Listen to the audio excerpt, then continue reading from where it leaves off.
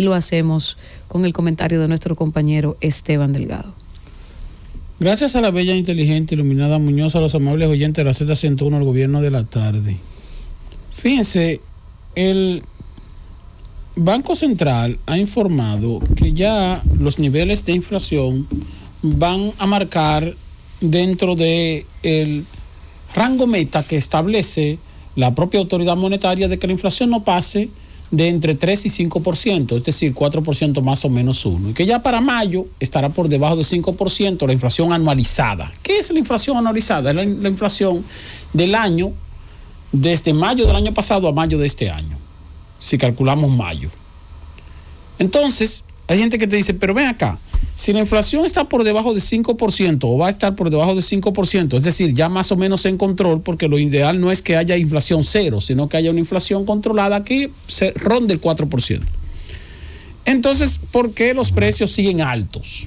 Porque los precios no han bajado. Entonces, la inflación está controlada. Bueno, ese es el punto. La inflación está controlada, no quiere decir que hayan bajado los precios de los artículos que ya habían sido aumentados. Es decir, cuando la autoridad monetaria hace el cálculo de la inflación, lo que hace es comparar un periodo con el periodo igual inmediatamente anterior. Es decir, comparamos mayo de este año con mayo del año pasado. Comparamos abril de este año con abril del año pasado. Comparamos la inflación anualizada de este año, mayo 2022, mayo 2023, con la inflación anualizada de mayo 2021 a mayo 2022, cuando los precios habían aumentado. Entonces, cuando tú tienes aumento de precios y luego al año siguiente esos precios siguen el mismo nivel, posiblemente al año siguiente tú tengas inflación cero. ¿Por qué? Porque tú no vas a tener un aumento de precios en comparación con el año anterior, cuando sí subieron, pero no han bajado. Entonces, como no han bajado, la gente dice, pero yo sigo comprando el arroz caro, yo sigo comprando la habichuela cara, el aceite caro, sí, porque los precios no han bajado. Los precios lo que han hecho es estabilizarse. Se estabilizaron en alta. Y hoy día la inflación está más o menos controlada en comparación con el año pasado, cuando ya los precios habían aumentado. Entonces, esa es la razón por la que la gente siente que cuando le informan que la inflación, bueno, el mes pasado, abril, la inflación de abril fue de 0.2%. Dice, por si fue 0.2%, los precios no subieron. ¿Y cómo que siguen caros? Sí, siguen caros. Porque estamos comparando la inflación de abril con la inflación de abril del año pasado, por poner un ejemplo, y entonces el año pasado ya los precios habían subido. No es que los precios bajan, sino que se estabilizan y la economía se mueve hacia esos nuevos precios. Pero siguen altos y por eso sigue la gente sintiendo el problema del incremento de precios. Entonces, inflación controlada, inflación en 0, inflación en 1%, en 2%, en 3%, muy bien, más o menos, bueno, eso es adecuado, pero esa es la inflación en comparación con el año pasado, con los precios del año pasado, que ya habían aumentado con relación al 2021 y que ya habían aumentado con relación al 2020 y con relación al 2019. Por eso no se siente una reducción de precios. Y es algo a lo que debe prestarle atención como quiera la autoridad gubernamental. Los dirigentes políticos del Partido Revolucionario Moderno, que es el partido que está en el gobierno, saben que a nivel externo tienen una situación. Tienen otras situaciones a nivel interno. A nivel interno tienen unas situaciones de cómo van a distribuir la candidatura de sus dirigentes y lo que van a aspirar, lo que no van a aspirar. Bueno, esos son los problemas cotidianos o tradicionales de los partidos a nivel interno. Y para los partidos en el gobierno, esa situación se torna un poco más manejable porque el gobierno tiene, el partido en el gobierno, el gobernante tiene la posibilidad de reubicar a algún candidato y decir, bueno, mira, está bien, no conseguiste la candidatura, no te voy a dar esta candidatura, te la voy a quitar, pero te voy a nombrar en tal o cual puesto porque yo administro el Estado, entonces tiene esa ventaja. Los problemas internos del partido en el gobierno se resuelven fácil. Ahora, los problemas externos, que son los que tienen que ver con situaciones que se pudieran estar produciendo, son los problemas a los que la autoridad tiene que prestarle atención. Hay dos problemas en la República Dominicana que están marcando los primeros lugares. Voy a decir, bueno, son 3 básicamente, en todas las encuestas que se están haciendo a nivel nacional. Yo no le presto atención y nunca le he prestado atención a una encuesta de preferencia electoral un año antes de las elecciones, 2 años antes de las elecciones, porque eso pueden pasar muchísimas cosas. Para que usted tenga una idea, las elecciones son dentro de un año o menos de un año y todavía no se han vencido los plazos de las alianzas. No se sabe entonces si va a haber alianza, si no va a haber alianza. No se sabe cuáles son los candidatos, cuáles van a ser los candidatos de todos los partidos en materia municipal, en materia congresional. Y todo eso te puede variar la preferencia de la gente hacia las elecciones presidenciales, que son dentro de un año casi exactamente, un poquito menos de un año. Entonces, una encuesta de preferencia electoral te puede dar entusiasmo, te puede dar algún tipo de contentura momentánea, te puede generar algún tipo de condicionante de determinado dirigente político, pero eso no tiene un peso grande cuando todavía falta un año para las elecciones y no se han producido todos los movimientos que en términos electorales tienen que producirse previo a las elecciones.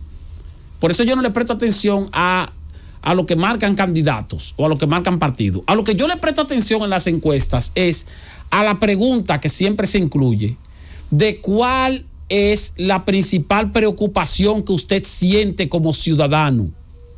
Esa pregunta sí es interesante en cualquier época del año. Y esa pregunta sí puede condicionar ¿a quién? A las personas que no tienen preferencia partidaria fija, sino que son gente que van y votan o no votan, principalmente los jóvenes cuando son nuevos votantes, y que representan más o menos un 30% del electorado, más o menos un 30%. Entonces, esa masa generalmente tiene un voto que es un voto variante, que no tiene un candidato específico. Y esa masa entonces es la que te puede determinar un resultado, pero esa masa se guía por la forma en que se siente. ¿Cuáles son los elementos que aparecen en primer lugar como las principales preocupaciones de la población en todas las encuestas? En todas, 3 elementos. Uno de ellos, el alto costo de la vida, que es la inflación.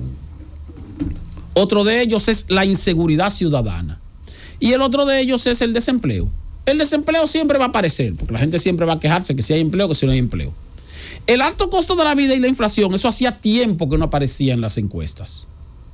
Las encuestas anteriores, de periodos anteriores. ¿Por qué? Porque vivimos más o menos 15 años, los últimos 15 años más o menos de estabilización de precios, de estabilidad de precios, perdón. Entonces, como había cierta estabilidad de precios, la gente no se quejaba por el alto costo de la vida. Había precios estables. La inflación comenzó a atacar a partir de la pandemia. Después de la pandemia, 2021, 2022. Ahí es cuando todos los precios han subido. Y esa es la principal preocupación de la población, que se mantiene por lo que dije anteriormente. Porque si la inflación está controlada en alta. O sea, los precios no han bajado, sino que siguen altos y la gente los sigue sintiendo. Ese es un problema externo para el PRM, partido de gobierno, y para el candidato de ese partido. Porque tiene que hacer que la gente deje de tener ese malestar de aumentos de precios o de precios altos, y eso es difícil porque no se pueden bajar los precios, no, nadie tiene una varita mágica para bajarlo.